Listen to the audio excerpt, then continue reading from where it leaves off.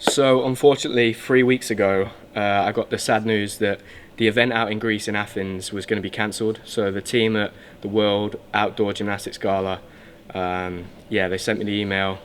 Unfortunately, due to issues with the Greek Federation and difficulties securing the venue, they were going to have to cancel the event. So I imagine all the athletes got sent the same email. It was really disappointing. I was really sad. It was, like I'd said before in that previous episode where we announced it, it was kind of a halfway house for me between my last competition and the next ones.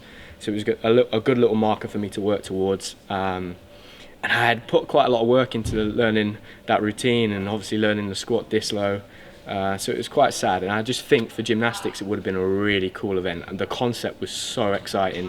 I think they're looking to maybe do it again in the future, so that'd be really cool, and 100% I'd want to get on board and be part of the event if I did do that. Also, I had my kit designed by the team at Turn. It's been delivered now, and it is really good. The work they've done is amazing. The theme we went for was kind of like the 1948 GB Olympic team, their track and field vest. We kind of replicated that. You've also got the David Lloyd emblem there. It was an amazing opportunity for me to kind of represent my sponsors as well. They've been supporting me now for 3 years. You got the blue and the red stripes. Obviously I'd be representing my country, which is Great Britain. And then you got the Super Dry Sport on the back. So super nice design, and really like just a bit gutting that I'm not going to be able to wear it, I guess. And then the other thing that we did, we went really old school. So sticking with the kind of 1948 theme, we got the longs and we managed to put braces onto them. So I was really worried how this would work and whether or not it would, once it got shipped over, whether it would work or not. But it works really well. It's really cool. So we did actually have as well, we had like a Greek pattern in these red and blue stripes. But we took them out because we're looking to still do something with this kit later on in the year for YouTube, so that's going to be really cool, so keep an eye out for that. And yeah, today a little bit different, break away from the casino club. Got a bit of a shoulder twinge, something that I'm just managing.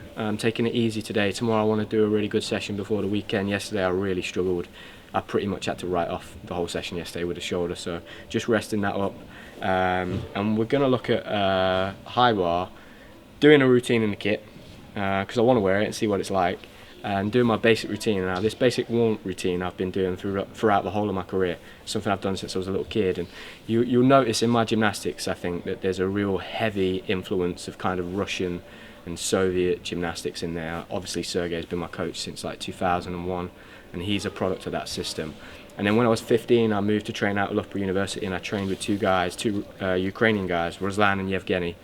And at the time, they were like light years ahead in terms of the difficulty and the skills that they were doing. And this was a period in time as well where YouTube wasn't as big and Instagram didn't exist, so I couldn't just go on Instagram and watch all my favourite gymnasts and see what they were training and what they were doing. I relied on those guys, so I'd watch them every day doing these massive skills, and that kind of changed almost my mindset and kind of that ceiling of what I thought was possible. So for me, they were really influential in my career as kind of like between the age of 15 to 19, and also their coach Alex Sharayev. And what I would do is I would practice this warm-up routine every single day on the bar over at Loughborough, and as soon as I'd land, I'd look at Alex to see what he thought about it, and most of the time he would just shake his head, and that kind of meant that my shape was off and it wasn't quite right. And then gradually, as I got older and I got better and my handstand shape improved, he'd start to kind of go, okay, and then he'd nod his head. So it's something that I still do now.